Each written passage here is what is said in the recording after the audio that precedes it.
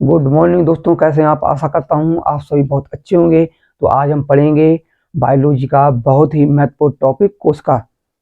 तो हम इसे बेसिक से जानेंगे और बहुत ही आसान भाषा में, जिसके बाद इसे पढ़ने के बाद आपको कोशिका के बारे में पढ़ने की कोई ज़रूरत नहीं होगी, ये मैं आशा करता हूँ।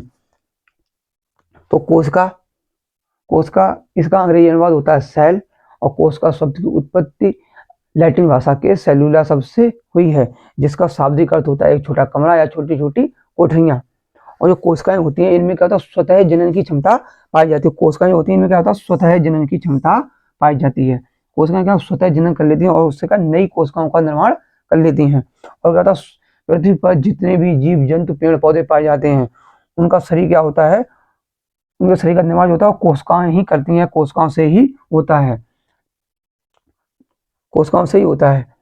तो और कोशिका का जूलॉजिकल नेम या बायोलॉजिकल नेम होता है साइटो। साइटो होता है, साइटो बोलते हैं इसे, इसका साइटो बोलते हैं इसे। और इसका अध्ययन साइटोलॉजी के अंतर्गत किया जाता है। विज्ञान की वह शाखा जिसके अंतर्गत कोशिकाओं का अध्ययन किया जाए उसे साइटोलॉजी या कोशिका विज्ञान कहते हैं। तो साइटोलॉजी के अंतर्गत किया जाएगा अध्ययन, इसका अध्ययन किया जाएगा अध्ययन साइटोलॉजी।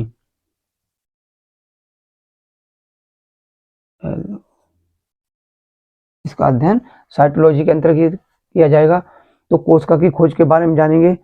तो एक महान साइंटिस्ट हुए रॉबर्ट हुक। उन्होंने क्या किया, उन्होंने अपने द्वारा स्वनिर्मित माइक्रोस्कोप बनाया, यानी सूक्ष्मदर्शी का निर्माण किया, स्वनिर्मित सूक्ष्मदर्शी बनाई। उसकी सहायता से उन्होंने क्या कॉर्क के पतले टुकड़ों में मधुमक्खी के छत्ते के समान उन्होंने संरचना देखी, मधुमक्खी के छत्ते के समान उन्हें संरचनाएं दिखाई दी। तो समान संरचना देखी तो ये संरचना जो थी वो क्या थी, डेड सेल थी। और इन संरचनाओं को ही इन्होंने कोश का नाम दे दिया। रॉबर्ट हुक ने इन संरचनाओं को कोश का नाम दिया, लेकिन ये कोशिका मृत कोशिका थी।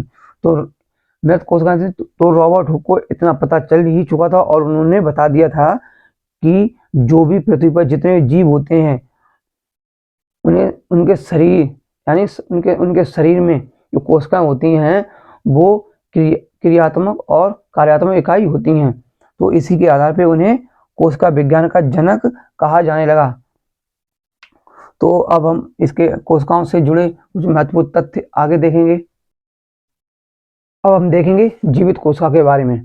तो कुछ समय बाद सन 1774 ईस्वी में डच वैज्ञानिक एंटोनी वॉन लीeuwenhoek आए। कब? डच वैज्ञानिक एंटोनी वॉन लीeuwenhoek, ये महान साइंटिस्ट थे। डच वैज्ञानिक एंटोनी वॉन लीeuwenhoek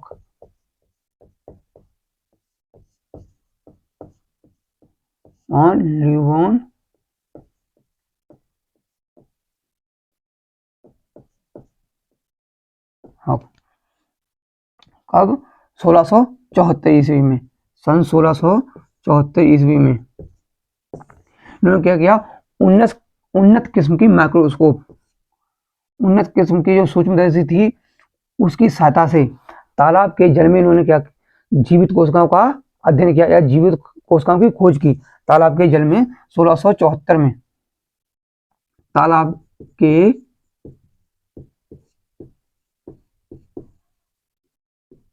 या पानी में क्या किया, जीवित कोशिकाओं की खोज की।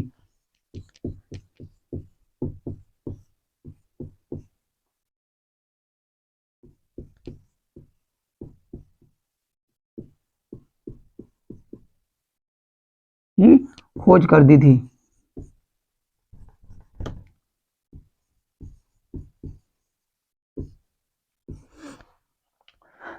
जो रॉबर्ट हुक ने कोशिकाओं का अध्ययन किया था, या जो कोशिकाएं खोजी थी वो थी डेड सेल। उन्होंने कॉर्क में उसका अध्ययन किया था स्वनिर्मित कोशिकाओं की सहायता से। और उसके कुछ समय बाद या कुछ सालों बाद 1674 में एक महान साइंटिस्ट आए, एंटोनी वॉन लीeuwenhoek। इन्होंने उन्नत किस्म की माइक्रोस्कोप से तालाब के जल में जीवित कोशिकाओं की खोज की। अब हम देखेंगे इससे जुड़े महत्वपूर्ण तथ्य।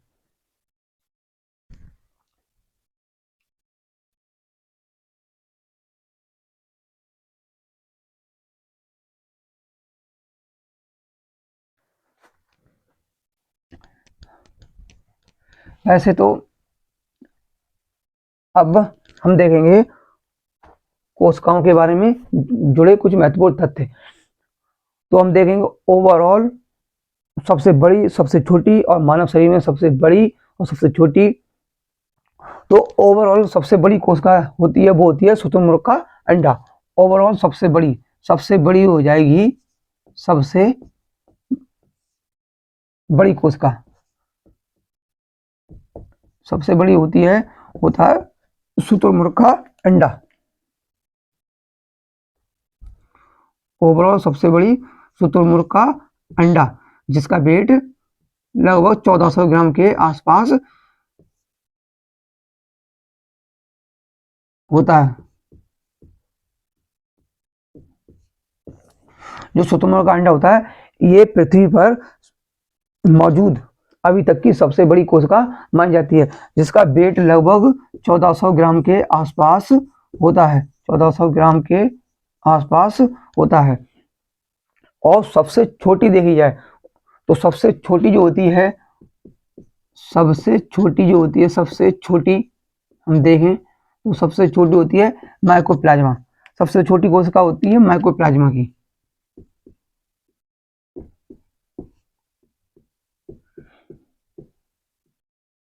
माइकोप्लाज्मा की सबसे बड़ी हो गई शुतुरमुर्ग का अंडा और सबसे छोटी होती है माइकोप्लाज्मा की। साथ साथ नोट भी करते जाएं। अब हम देखेंगे मानव शरीर में सबसे छोटी या बड़ी। ये तो ओवरऑल हो गई, ओवरऑल सबसे बड़ी और सबसे छोटी।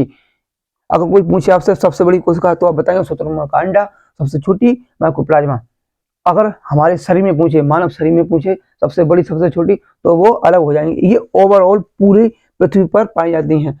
जो हमारे जीवित प्राणी होते हैं या पृथ्वी पर जो इतने जीवित प्राणी हैं मौजूद हैं, उनमें शुतुरमुर्ग का जो अंडा होता है, एग, वो भी क्या कोशिका ही होती है। और कोशिकाओं से ही मानव शरीर का निर्माण होता है।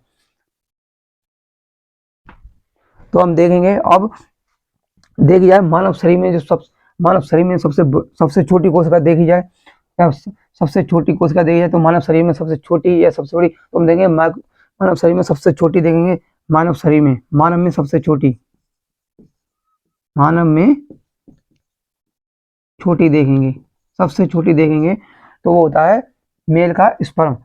मेल का जो स्पर्म होता है, उसमें सबसे छोटी कोशिकाएं पाई जाती हैं, जो मेल का स्पर्म होगा। मेल का स्पर्म जो होता है,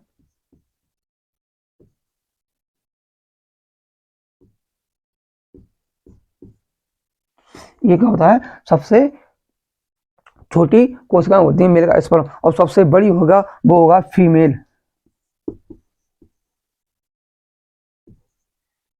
फीमेल का जो ओवम होता है, ओवम यानी अंडाणु, ओवा या ओवम, ओवा या इसे हम ओवा भी बोलते हैं, इसे ओवम या अंडा यानी अंडाणु।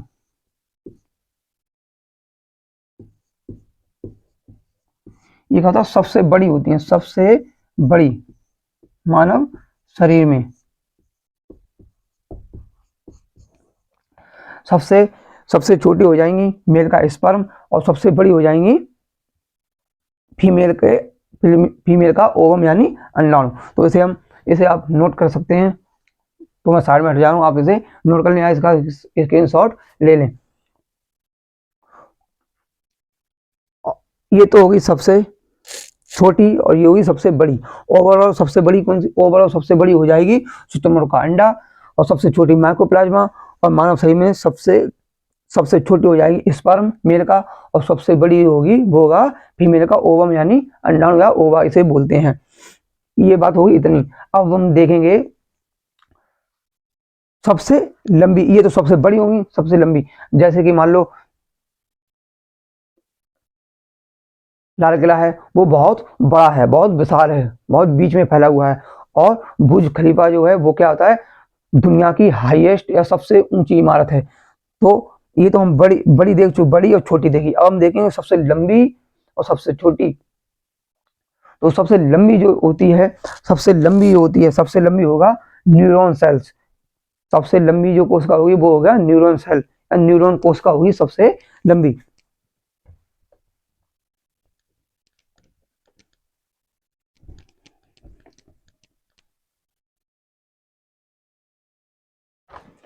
सबसे लंबी हो जाएगी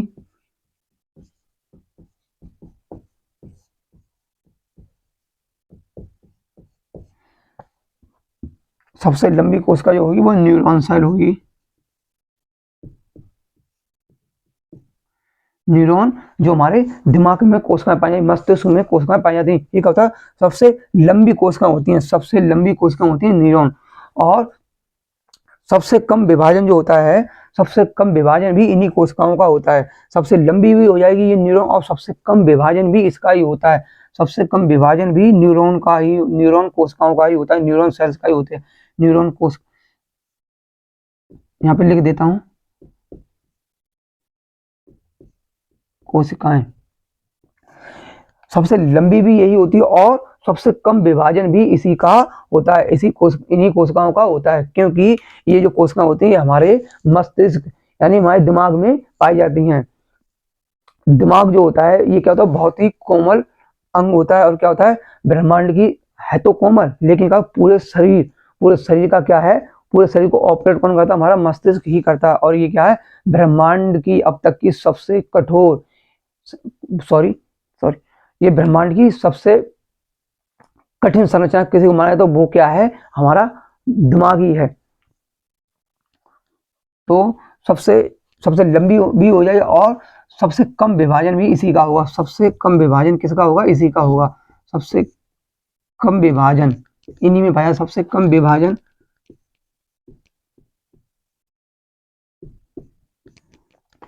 तभी कहते हैं कि यातायात, या आप बाइक से राइड कर रहे हो तो क्या हुआ, हमें बाइक से जब हम कहीं एक स्थान से दूसरे स्थान जाते तो तभी यातायात पुलिस मतलब दिशा निर्देश देती है कि भाई हेलमेट का इस्तेमाल करें। हेलमेट, तभी तो हेलमेट का इस्तेमाल करें। और हमारे शरीर में अगर कोई अन्य कोशिकाएं हैं, अगर चोट वोट लग जाए तो वो सही हो जाती हैं। अगर हमारे मस्तिष्क में अगर ढंग से अगर ज़्यादा चोट लग जाए तो क्या होता है, सीधे, आप इतना समझ ही रहे हो, हमारे शरीर में कहीं भी चोट लगा है तो वो ठीक हो सकती है। लेकिन अगर हमारे मस्तिष्क में अगर ज़्यादा चोट लगा, अगर जैसे हमने सर में थोड़ा सा मार दिया तो खून ऊपर ले निकल, वैसे वैसे तो क्या होता है, ऊपर जो ये खोल होता है इसको सर का, वो क्रेनियम का बना जो बहुत ही मजबूत होता है। मजबूत तो होता है लेकिन फिर भी सुरक्षा क्या होता है, सुरक्षा के मद्देनजर रखते हुए हमें क्या, हेलमेट का उपयोग करना चाहिए यातायात के समय, जिससे क्या हो, कोई दुर्घटना हो उससे क्या आपकी जान बच सके। तो जान भाई बहुत कीमती है, तो सभी से अनुरोध करूंगा आप जहाँ भी जाएं तो अपने हेलमेट का उपयोग करें। तो वो अलग बात थी। अब हम देखेंगे सबसे कम विभाजन किसका होगा, न्यूरॉन कोशिकाएं, न्यूरॉन सेल्स का होता है सबसे कम विभाजन, और सबसे लंबी भी यही होती है हमारे शरीर में, न्यूरॉन सेल। और देखा जाए सबसे अधिक विभाजन देखा जाए तो वो होगा किसका, लिवर का। लिवर जो होता है सबसे अधिक विभाजन पाया जाता है, लिवर यानी गुर्दा जो हमारे यहाँ पे पाया जाता है, यहाँ पे सबसे सबसे कम विभाजन इसका, सबसे अधिक विभाजन किसी कोशिकाओं का होगा तो अधिक सबसे अधिक विभाजन, सबसे अधिक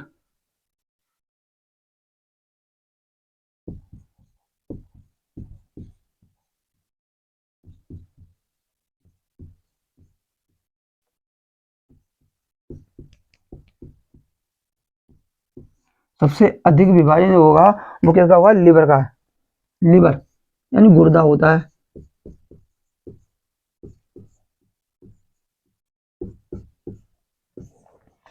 सबसे अधिक विभाजन होगा लिवर का होगा।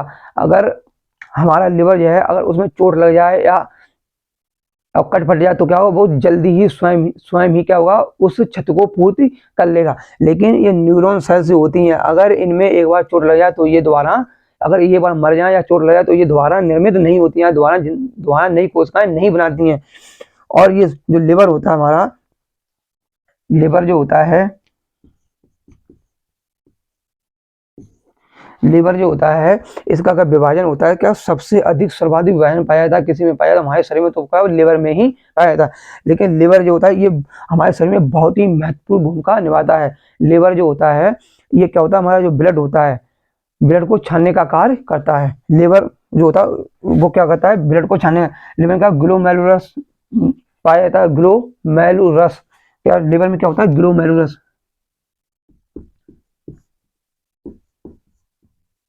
मेलुरस, लिवर में ग्लोमेरुलस पाया जाता है, जो क्या होता है, ब्लड को छानने का कार्य करता है। ये ब्लड को छानता है और ब्लड को छानता है, ब्लड को छानने के बाद में क्या होता है, यूरिन का निर्माण करता है। ये क्या होगा, ग्लोमेरुलस जो लिवर होता है वो क्या होता है, ग्लोमेरुलस की सहायता से, इसकी सहायता से क्या करेगा, सहायता से, सहायता से क्या होता है, ब्लड को छानने का कार्य करता है, रक्त को छानता है, रक्त को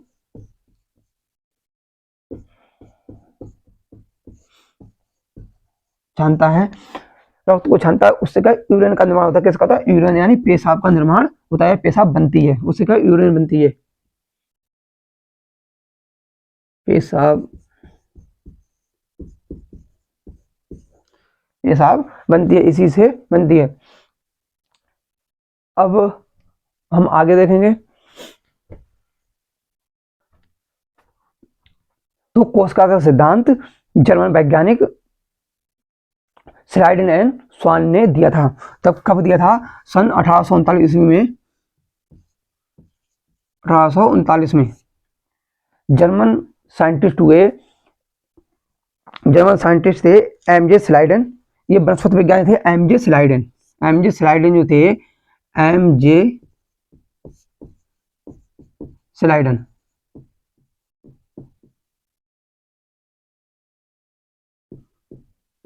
जर्मन वैज्ञानिक थे एमजे स्लाइडन, जो एक वनस्पति विज्ञानी थे। कौन थे ये, वनस्पति वनस्पति विज्ञानी थे,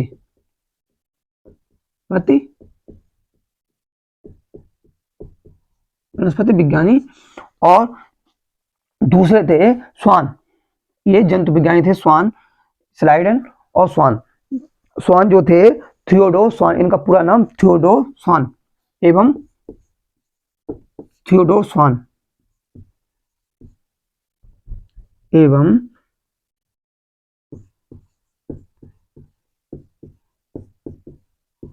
थियोडोर स्वान।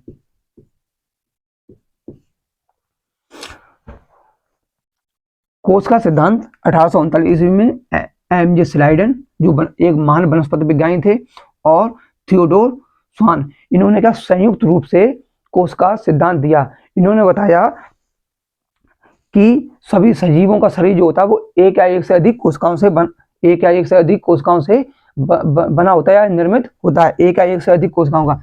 इनके अनुसार इन दोनों ने क्या बताया, दोनों संयुक्त रूप से बताया कि पृथ्वी पर जितने भी जीव जंतु हैं या सजीव हैं, सभी सजीवों का, सभी सजीवों का शरीर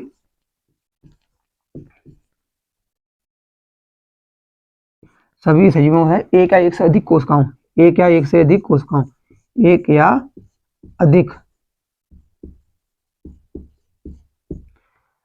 एक या अधिक कोशिकाओं से क्या होता है, मिलकर बना होता है, निर्मित होता है, मिलकर एक या अधिक कोशिकाओं से बना होता है, बना होता है। अर्थात इन्होंने बताया कोशिका जो होता है जीवन की संरचनात्मक, कार्यात्मक और वंशागत इकाई है या होती है। या इन्होंने अर्थात क्या बताया, जो कोशिका होता है मानव शरीर की संरचनात्मक, कार्यात्मक और वंशागत इकाई कैसी होती है, संरचनात्मक, नात्मक, कार्यात्मक और वंशागत।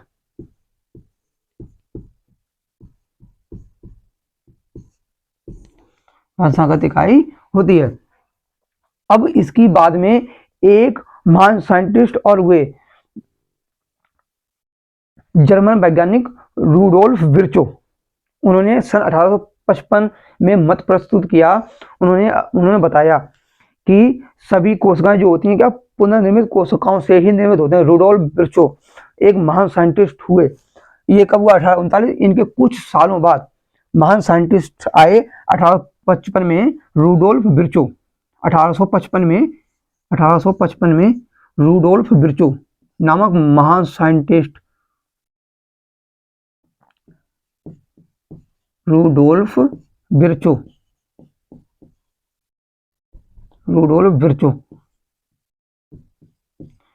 महान साइंटिस्ट आए रूडोल्फ विर्चो। इसका स्क्रीनशॉट ले सकते हैं, ले लें आप।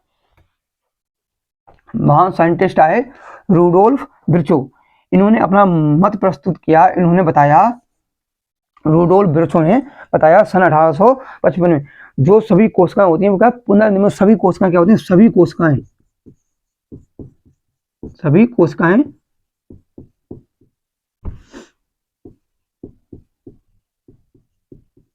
क्या होता है? पुनर्निर्मित कोशिकाओं से ही बनी होती हैं या पुनर्निर्मित कोशिकाओं से ही निर्मित होती हैं। सभी कोशिकाएं पुनर्निर्मित कोशिकाओं से ही बनती हैं। सभी कोशिकाएं पुनर्निर्मित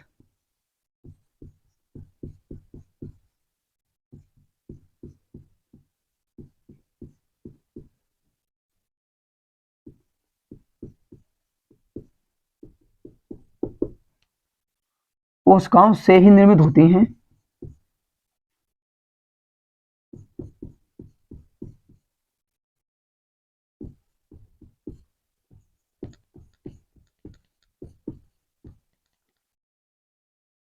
तो एक बार फिर देख लेते हैं कोशिका सिद्धांत। स्लाइडन और स्वान ने दिया था।